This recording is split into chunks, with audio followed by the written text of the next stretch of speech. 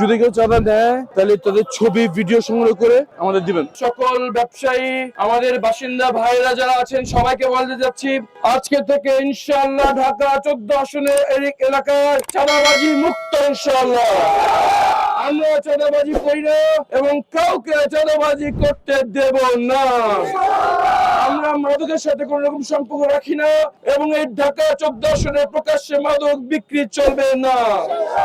আমরা কারোর বিরুদ্ধে মিথ্যা মামলা দেই না এবং ঢাকা 14 আসনের বিরুদ্ধে কেউ যদি মিথ্যা মামলা দেয় আমরা তার বিরুদ্ধে ব্যবসা গ্রহণ করবো ইনশাআল্লাহ। মিথ্যা মামলা চলবে না। আমরা জবাবদিহিতামূলক স্বচ্ছতার ভিত্তিতে একটি ইনসাফ ভিত্তিক বাংলাদেশ গড়ব।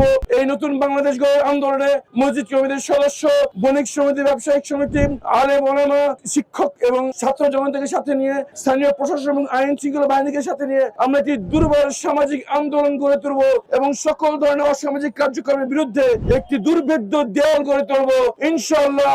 ঢাকা 14 হবে সারা বাংলাদেশের জন্য আদর্শ স্থান ইনশাআল্লাহ। চাঁদাবাজি বন্ধ ইনশাআল্লাহ। আমরা আছি আপনাদের সাথে, কাউকে চাঁদা দিবেন না।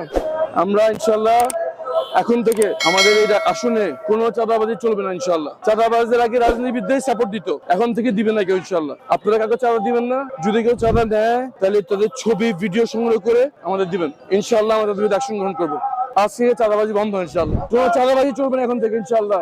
কেউ চাঁদা নিতে আসলে তার ছবি দেখে দিবেন, বলবেন দিতে চাবেন না। যদি ভয় পেয়ে দেখায় ছবি রাখবেন, ভিডিও রাখবেন, আমাদের দিবেন, আমরা তাদের বিরুদ্ধে অ্যাকশন যাবো ইনশাআল্লাহ। আজকে থেকে চাঁদাবাজি বন্ধ ইনশাআল্লাহ। আমরা কাউকে চাঁদা নিই না, কাউকে চাঁদাবাজি করে দিব না ইনশাআল্লাহ। ইনশাআল্লাহ।